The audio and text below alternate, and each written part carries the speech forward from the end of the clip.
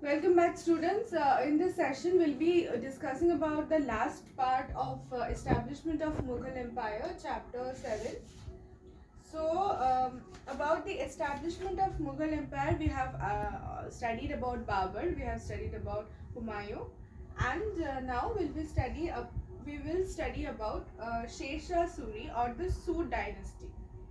So, for some period of time, we could see after Humayun or within the rule of Humayun. So, when Humayun was in power, he lost the control over the seat of Delhi, and the Sood dynasty was established for certain time period.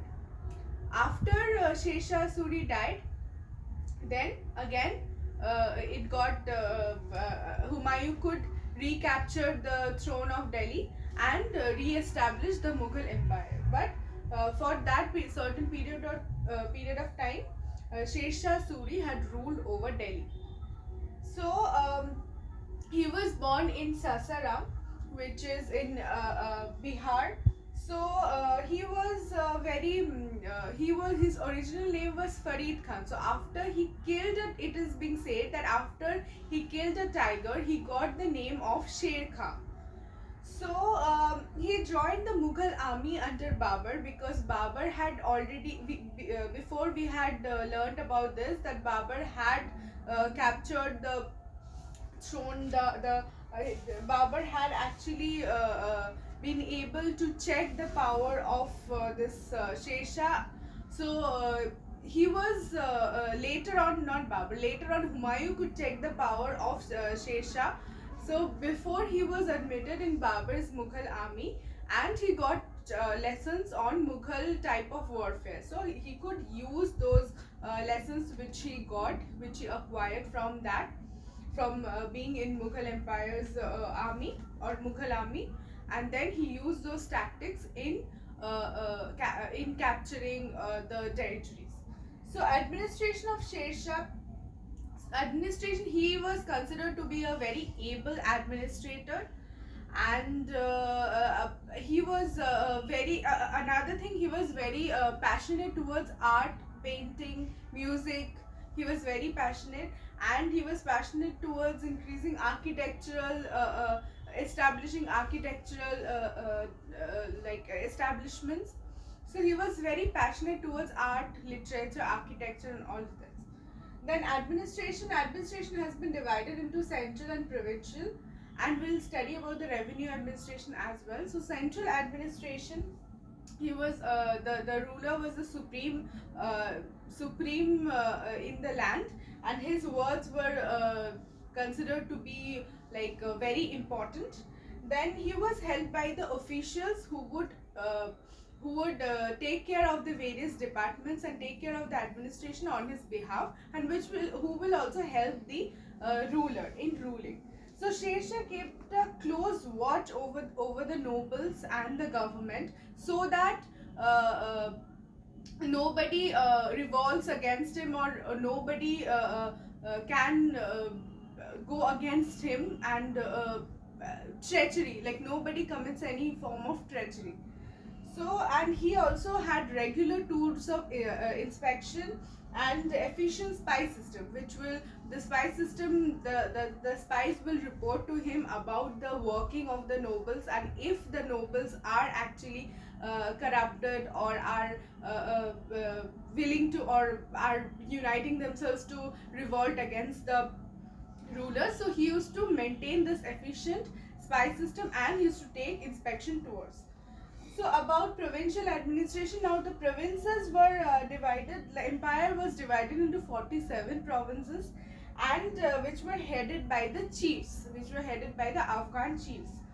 So each province was subdivided into parganas or districts under the chief Shikdar and chief Munsif. So there were two types of nobles who used to head the provinces: the chief Sikdars and the chief Munsifs. So the chief Sikdars was a military officer who maintained peace and order, and the chief Munsif was a civil officer who supervised the revenue collection in the various who used to take care of the revenue collection, who used to take care of the collection of revenue and the civil cases. So the munsif used to take care, the chief munsif used to take care of all this, while the Sikdar used to take care of the peace and order of that particular territory, and he was also the military officer. So officers were transferred periodically to check corruption, and we all know that there was an efficient spy system under Shershah's rule. Then revenue administration. So revenue administration was very efficient at that point of time. So the cultivated land of each peasant was surveyed and measured and recorded. So every time after cultivation has been done, so all the cultivated land has been is being measured and recorded, and the rate of land revenue was fixed to at 1/3 of the total produce, which was to be paid in cash or kind. So taxes were reduced during the natural calamities, and the states provided loans to the peasants in time of drought or famine, any natural calamities. And the Jagidari system was discouraged. Kabuliyat and Patta, which was introduced before in the Delhi Sultanate time, were introduced. So then trade and commerce. So about trade and commerce, Shershah Suri abolished the duties that was paid by the traders. Now they had to pay the duty on the goods brought into the country and the goods that were sold. So the structure of trade and commerce changed as duties were only duties had to be, like, most of the duties were abolished, while all those goods which were brought inside the country and into the country and which were sold, only on those type of goods which were brought into the country and sold, taxes or duties were being levied on those. And new weights and measures were introduced to check corruption or to check the well maintenance of the trade and commerce. The previous coins of mixed metals were discouraged, and the coins of a single metal like gold, silver, copper, known as tamka or rupiah, were introduced, which was to check corruption and which was to maintain increased trade and commerce also. Then transport and communication. So he worked a lot for the public welfare. So many roads, bridges, canals, and other establishments were being established. The Grand Trunk Road, commonly known as the GT Road, which extended from Calcutta to Bhubaneswar, which was established from Calcutta to Peshawar, which was constructed during this time. So the GT Road from Calcutta to Peshawar was constructed during this time, and a large number of inns or sarais or the rest houses were also built for the travelers. Then military organization. See, we can already understand that the military organization was great, and there was an efficient and well-skilled army, because they could actually establish the Sur dynasty for some point of time after uprooting the Mughal dynasty. So Shershah had organized a large, efficient and strong army, and he stationed his troops at important forts such as Gwalior, Raisina, Chunar and Rohtak.